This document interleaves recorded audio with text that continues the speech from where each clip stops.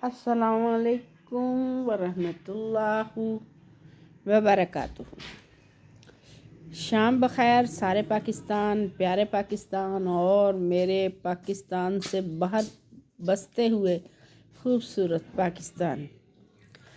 جناب، ہم کون سی بات کریں اور کون سی بات نہ کریں، لیکن آج ہم بات کر رہے ہیں مہنگائی پر۔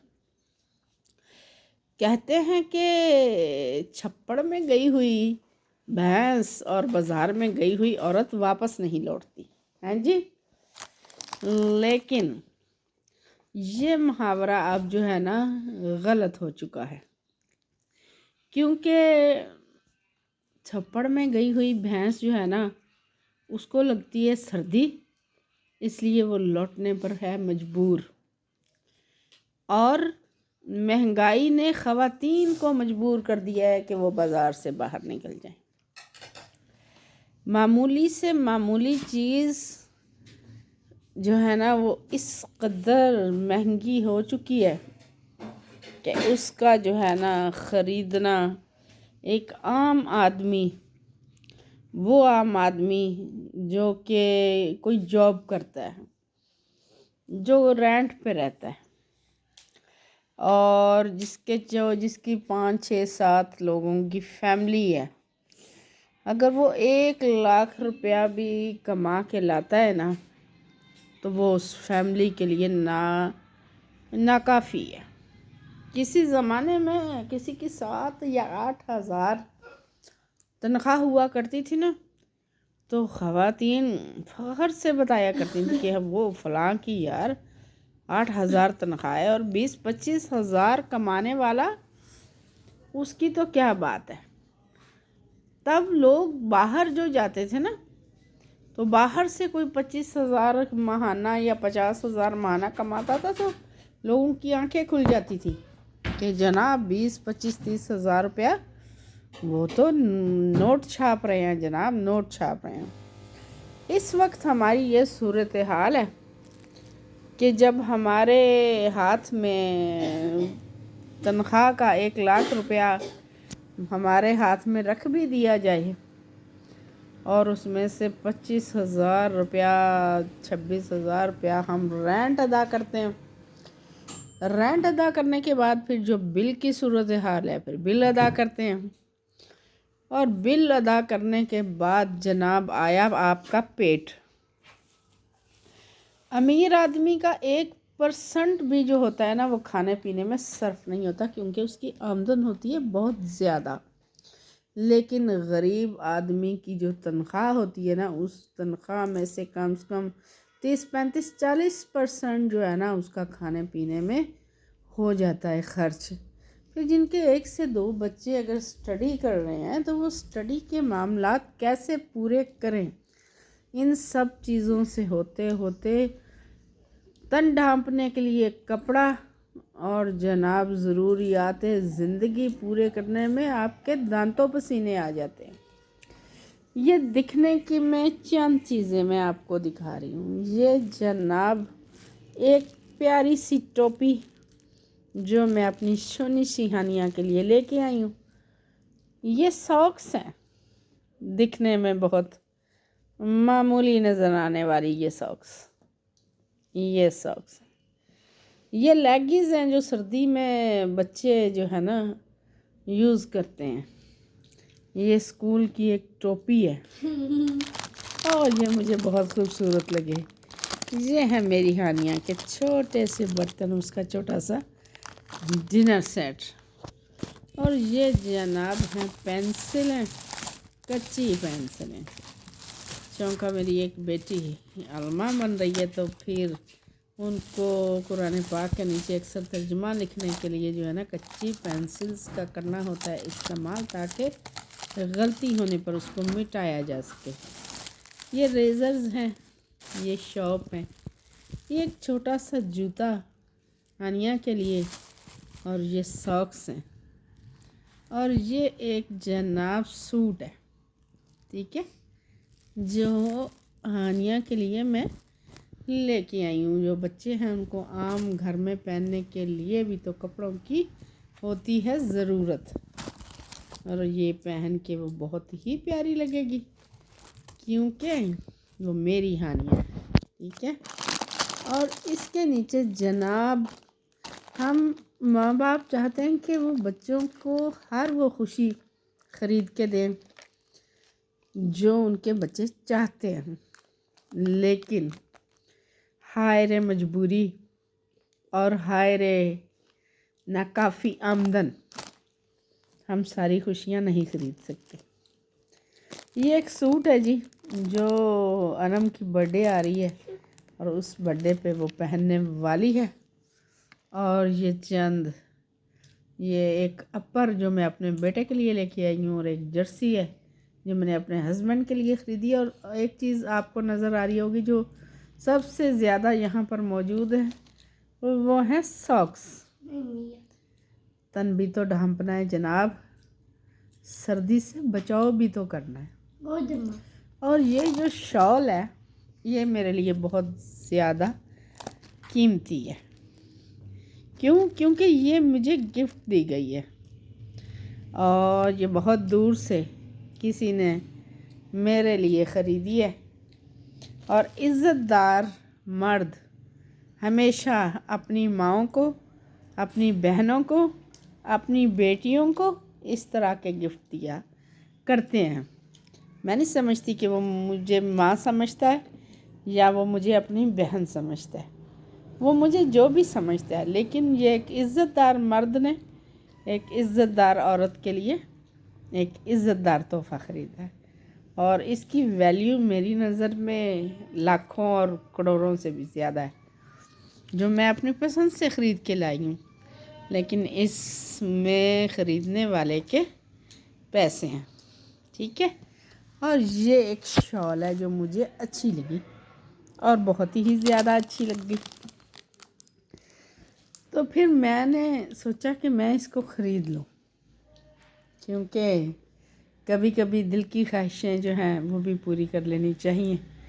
اور یہ جناب میں نے خریدی ہے اپنی بیٹی کے لیے، ٹھیک ہے، اور یہ شال میں اس کو بہت ہی خاص موقع پر گفٹ کرنے والی ہوں۔ جی جناب، ایسا ہی ہے، اور یہ بہت خوبصورت شال اس کے نام۔ اب یہ اتنی سی جو خریداری ہے نا، اتنی سی جو شاپنگ ہے، وہ تنخواہ کی کمر توڑ دینے کے لیے کافی ہے۔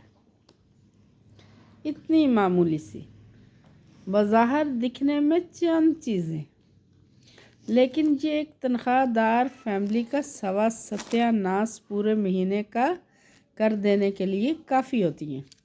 لیکن جناب، ضروریات تو پوری کرنی ہے نا، اب پیٹ کہاں سے کاٹا جائے گا، کدھر سے کاٹیں گے اور کدھر کو جا کے جوڑیں گے، اور کیسے اس کو ہم کور کریں گے، یہ پھر اللہ ہی جانتا ہے۔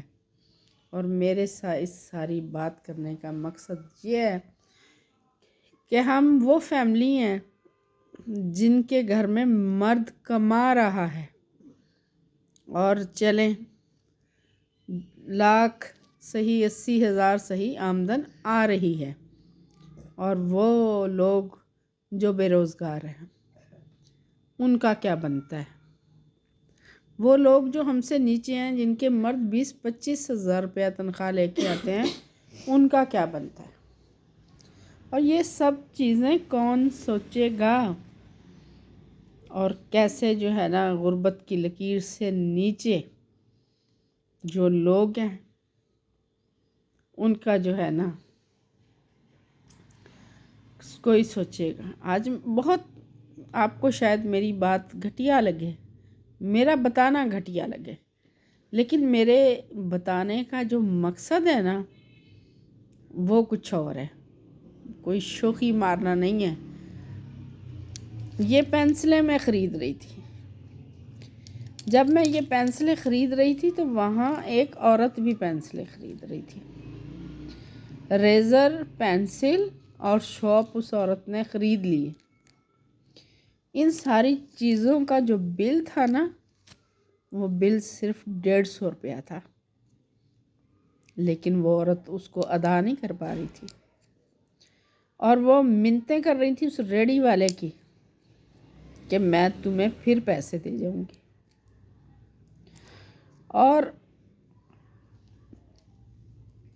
وہ ان پینسلوں اور ریزر کی جو قیمت تھی نا، میں نے مناسب سمجھا کہ اس وقت میں ادا کر دوں، اور میں نے ادا کر دی. اور وہ عورتیں وہ پینسل، وہ ریزر اور وہ شاپ لے کے چلی گئی. لیکن وہ 150 روپیہ اتنا بھاری تھا اس کے لیے کہ وہ اپنے بچوں کے لیے پینسلیں نہیں لے پا رہی تھی. میں سوچنے پہ مجبور ہوں کہ جو ماں پینسلوں کے لیے باہر کھڑی کسی کی منتیں کر رہی تھی، وہ ماں ان کو کیسے کھانا کھلاتی ہوگی، وہ ماں کیسے ان کا تن ڈھانپتی ہوگی، وہ ماں 10 روپے مانگنے پر بچے کے کس طرح اس کو واپس لوٹاتی ہوگی. یہ چیزیں دردناک ہیں، یہ چیزیں تکلیف دہ ہیں. اللہ کرے اللہ میرے وطن میں آسانیاں پھیلائے، اور اللہ پاک ایسے کسی ماں کو کسی کے سامنے مجبور نہ کرے. کہتے ہیں نا مائیں بک جاتی ہیں، ماؤں کے دوپٹے اترتے ہیں، مائیں ایسے ہی بکتی ہیں. غربت ایک ایسی چیز ہے جو انسان کو کفر تک لے جاتی ہے، اور اس غربت کے اوپر دین و ایمان اور عزتوں کے سودے ہو جاتے ہیں. اللہ ہر کسی کو ایسی آزمائش سے بچا کے رکھے.